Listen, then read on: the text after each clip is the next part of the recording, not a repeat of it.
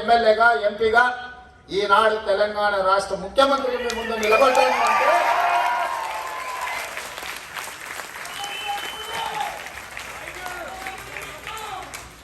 ఈనాడు తెలంగాణ రాష్ట్ర ముఖ్యమంత్రిగా మీ ముందు నిలబడ్డాను అని అంటే అది నా గొప్పతనం కాదు, ప్రజల యొక్క గొప్పతనం.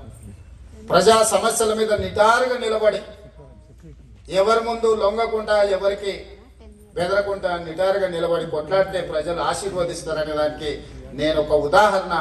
చాలా మంది ఎన్ఆర్ఐలు అనుకుంటుంటారు డాలర్లు ఉంటేనే టికెట్లు వస్తాయని. లేదు,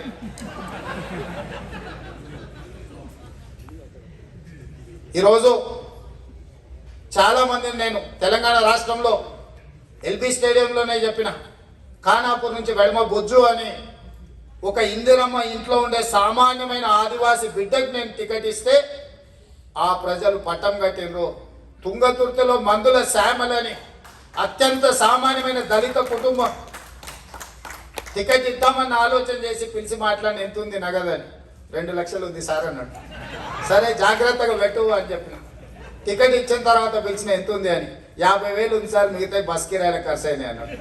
పోనీ ఆ 50 అన్న తీసుకురా అంటే బటన్ గుర్తించుకున్నా సార్, అది కూడా లేవన్నాడు. అయినా బీఫామ్ ఇస్తే 60,000 మెజార్టీతో ప్రజలు మందుల శామ్యుల్ ఎమ్మెల్యే గెలిపించారు.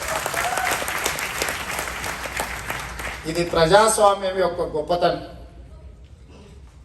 అదేవిధంగా పాలకుర్తిలో కొండని కొట్టలేరు అని మాట్లాడింది.